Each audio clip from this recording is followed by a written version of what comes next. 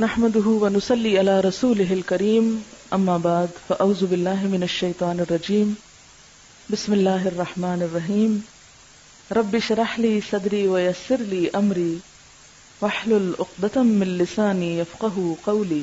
خضاب لگانا جو ہے یعنی بالوں کو رنگ لگانا، اس میں سیاہ رنگ سے منع کیا گیا ہے، لیکن جو نیچرل کلر ہیں جیسے مہندی ہے یا کوئی بھی نیچرل کلر ہے اس کی اجازت ہے. بالکل ٹوٹلی کالا کرنا جو ہے وہ منع ہے، مگر کالے کے علاوہ اور رنگ جو ہے ان کی رخصت ملتی ہے. انسان بالکل بھورا ہو چکا ہے اور بال بالکل سیاہ ہیں تو وہ کیا لگے گا؟ کارٹون. کیونکہ بالکل سیاہ بال جو ہے یہ نوجوانوں کی علامت ہے، اور خصوصاً عرب کے ماحول میں، اور ملکوں میں کچھ اور بھی ہو سکتا ہے. یعنی بالوں کو رنگنے کی اجازت ہے بنیادی طور پر، اصلی طور پر، لیکن بالکل سیاہ رنگ سے منع کیا گیا. امام زہری فرماتے ہیں جب تک ہمارا چہرہ تر و تازہ تھا ہم سیاہ رنگ استعمال کرتے تھے، یعنی نوجوانوں کو پھر بھی اجازت ہے کیونکہ وہ ان کی جوانی کی علامت ہے. بیماری وغیرہ کی وجہ سے اگر کسی کے بال بچپن میں ہی سفید ہو جائیں تو ان کے لیے پھر بھی اجازت ہے. لیکن جب سے چہرے اور دانتوں میں فرق آ گیا ہے، یعنی بڑھاپے کے آثار آ گئے ہیں، ہم نے اس کا استعمال ترک کر دیا ہے کیونکہ منع کیا گیا ہے. تو کیا پتہ چلتا ہے کہ سیاہ رنگ بڑھاپے میں لگانا منع ہے. جوانی میں اگر کسی بیماری کی وجہ سے وہ سفید ہو گئے ہیں تو رنگ سکتے ہیں. ابو ہریرہ کی روایت ہے کہ نبی صلی اللہ علیہ وسلم نے فرمایا یہود و نصارہ خضاب نہیں لگاتے، تم ان کے خلاف طرز عمل اختیار کرو. یعنی بال سفید رکھنا پسندیدہ نہیں، ان کو رنگنا زیادہ پسندیدہ ہے. ٹھیک ہے. یعنی بعض لوگوں کا خیال یہ ہے کہ کلر کرنا جو ہے یا خضاب لگانا جو ہے وہ شاید تقوی کے خلاف ہے.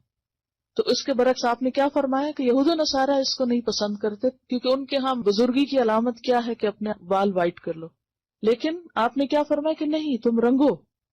اور اس میں ہم دیکھتے ہیں کہ حضرت ابو بکر اور حضرت عمر خضاب لگاتے تھے، لیکن بعض صحابہ کو پسند نہیں تھا، جیسے طبعی طور پر جیسے حضرت علی ہیں، ابی بن کعب، حضرت انس، ان کو پسند نہیں تھا. تو یہ نہیں کہا گیا کہ تم ضرور لگاؤ، یعنی تاکید بھی نہیں کی کہ کیوں. اگر کوئی اس لیے نہیں کر رہا، یعنی کسی اور قوم کی مشابہت میں نہیں کر رہا، اپنی ذاتی دلچسپی کی بنا پر اس کو نہیں شوق لگانے کا، تو اس کے لیے رعایت ہے. ایسا بھی نہیں کہ وہ ضرور ہی لگائے، لیکن لگانا جو ہے اس میں ممانعت نہیں. ہاں، اب کیا لگایا جائے اور کیا نہ لگایا جائے اس کے اوپر توجہ کرنے کی ضرورت ہے. اور اس میں خاص طور پر جو صحیح مسلم میں روایت آتی ہے کہ بالوں کا رنگ بدل دو لیکن سیاہ خضاب سے پرہیز کرو، بالکل بلیک نہیں لگاؤ. بالکل بلیک سے کیوں منع کیا گیا؟ کیونکہ یہ بھی ایک طرح سے دھوکہ دینے والی بات ہو جاتی ہے.